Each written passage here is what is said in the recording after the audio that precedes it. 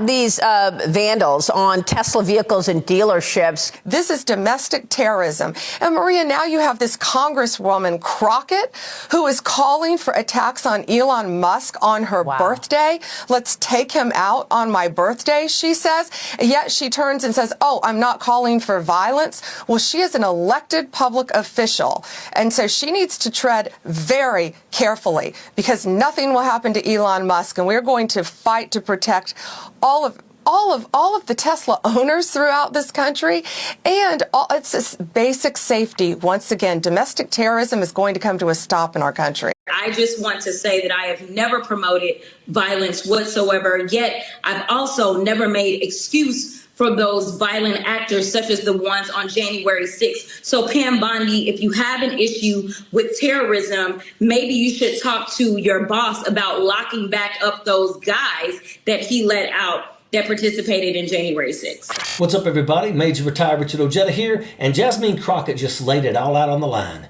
No sugarcoating, no fluff. Just straight truth about what's happening right now in this country. I participated in a Tesla takedown. That is the name of the website. And it was all about this large protest that they're calling for. And this is a nonviolent protest that they're calling for. And in fact, when I was on there, which is why the Attorney General had to say that I wasn't calling for violence, and it's ridiculous that I even have to say something like that. But because they are trying to twist our words, one of the things that I told people to do is make sure you are adhering to the laws in your area. Make sure you know what it looks like to protest and to be able to raise your voices and to exercise your constitutional right to free speech. Crockett went on MSNBC and tore into the corruption in real time. And let me tell you, every single person in this country should be paying attention to what she said. This is a hostile takeover of our democracy happening in broad daylight. And we're watching it unfold like we're trapped in some episode of the Twilight Zone. When Pam Bondi, though, says, tread carefully, what does that even mean? Yeah.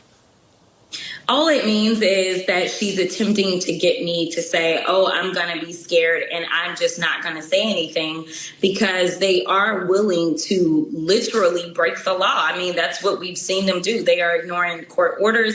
They are ignoring what our own laws are. When we look at things such as impoundment, things like that, this entire administration is rogue. And this isn't about partisanship. I keep trying to tell people that we are living in the time of good versus evil, right versus wrong. And right now, when we are looking at the black letter of the law and they are deciding I'm just going to ignore it, then they are wrong. That is clear as day. And right now, they are going after anyone who decides that they will challenge them, whether it's the judges that are sitting on the benches, whether it is lawyers that have decided that they were going to represent their clients to the best of their ability, and most of them won against Trump and his administration.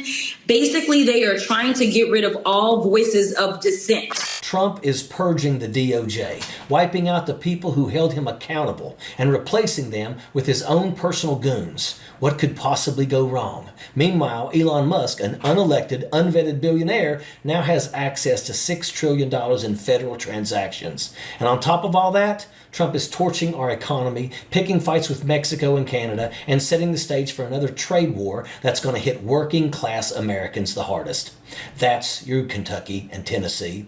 You just lost a huge market for your alcohol.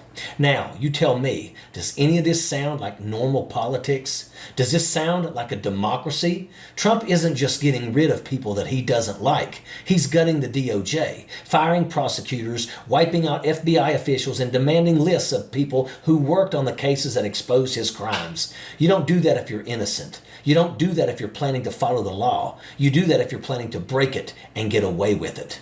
And this isn't just about revenge. This is about power. This is about removing every last obstacle between Donald Trump and total control. Every dictator in history does this. First, you get rid of accountability. Then you install your loyalists. Then you run the country like your personal kingdom. That's what Crockett is warning us all about. And while Trump is clearing the way for his power grab, Elon Musk, a private citizen, a tech billionaire with an agenda, a guy who has every financial conflict of interest you could possibly imagine, and yet somehow he's just been handed direct access to the federal government's payment system. This is your social security number and voting information. This has the potential to change ballots. And what's worse is that this is a man who wasn't elected by a single person in this country. He didn't go through a background check. He wasn't vetted by Congress. And yet now he has more power over our financial systems than most elected officials do. If a regular government employee wanted access to this kind of financial data, they'd have to go through intensive security clearances. They'd have to prove that they have no conflicts of interest. They'd have to undergo a deep background check because when it comes to government money, the standards are supposed to be high. But Musk, zero vetting, zero oversight, full access. You tell me if billionaires are above the law. And what about all the MAGA morons who are always screaming about a two-tiered system of justice? The hypocrisy is dumbfounding. With Trump's loyalists running the Department of Justice, who's going to investigate it? Nobody. That's what Jasmine Crockett was getting at. And while this massive power shift is happening behind closed doors, let's talk about what's happening in broad daylight.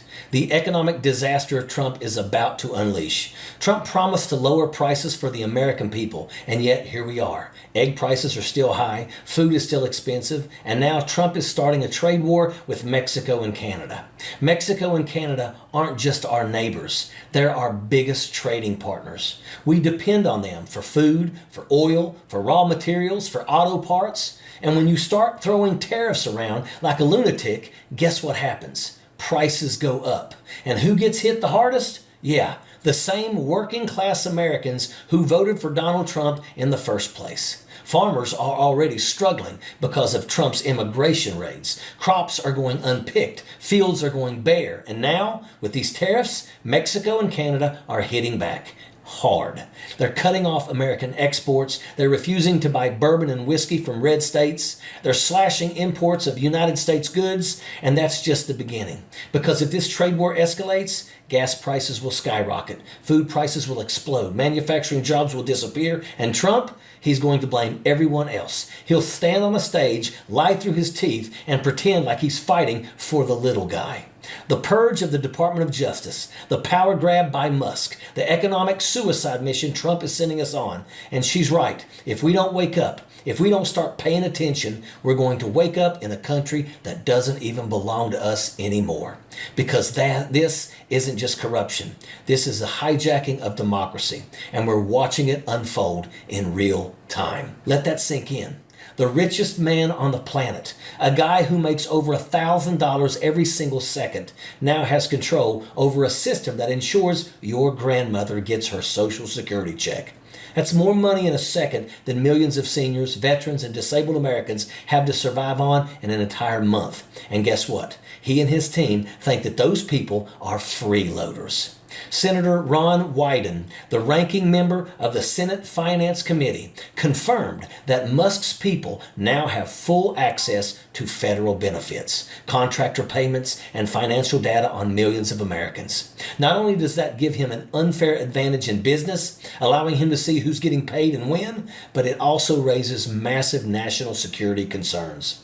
Until now, this system was highly restricted, with only a handful of federal officials having clearance. It was one of the most closely guarded financial infrastructures in the country. But Musk and his team kept pushing to get in the moment that Donald Trump took office on January the 20th. And when they met resistance, they steamrolled right through it. David Lebrick, the top official at the Treasury Department overseeing this system, pushed back against Musk's team when they first tried to gain access. He had been there for over 30 years. He knew how dangerous it was to let a private billionaire's crew into one of the most sensitive databases in the country. So what happened? They forced him out.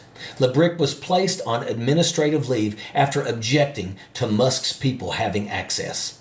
That's right. The guy who was trying to protect national security got sidelined so that Donald Trump's new Treasury Secretary could hand Musk the keys. By Friday, Bessent finalized the deal, making it official. Musk's Doge team is inside. And who's got access? One of the key figures now able to sift through the financial data of millions of Americans is Tom Krause, the CEO of Cloud Software Group, a tech executive, a private businessman, now has unrestricted access to everything from Social Security payments to federal contracts. You don't have to be a genius to see where this is going. Wyden has already sounded the alarm. He warned that Musk's access to these systems is a direct national security threat. It endangers U.S. cybersecurity and creates massive conflicts of interest.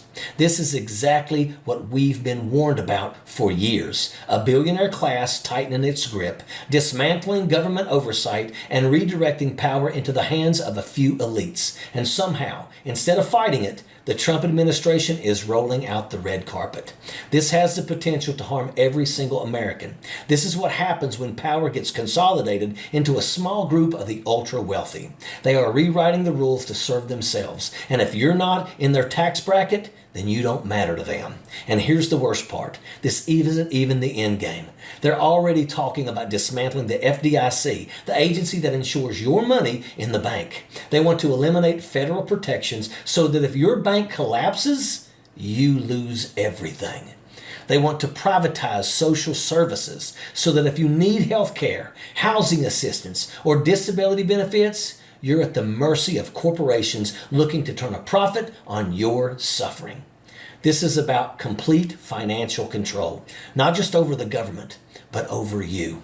And once they get it, they will not give it back.